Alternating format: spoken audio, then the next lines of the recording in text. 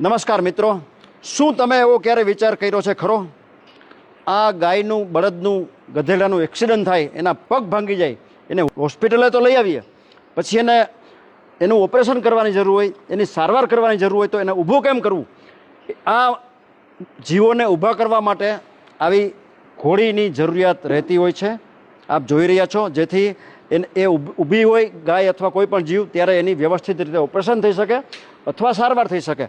આવી મોટર સાથેની ઘોડીની કિંમત 46,000 રૂપિયા, પટ્ટા સાથે 46,000 થાય છે. આવી 2 ઘોડીની જરૂરિયાત છે. જે કોઈ ભામાશાને, જે કોઈ સમાજના શ્રેષ્ઠીઓને આ મૂંગા જીવોની સારી સેવા થઈ શકે એ માટે આવી 1 અથવા 2 ઘોડી દાનમાં દેવાની અનુકૂળતા હોય, પોતાની લક્ષ્મીનું શ્રીદાન મૂંગા જીવોની સારવાર માટે મૂંગા જીવોને ચરણે ધરી ઈશ્વરના અનન્ય આશીર્વાદ પ્રાપ્ત કરવાની ભાવના હોય તો અમારો સંપર્ક કરી શકો છો.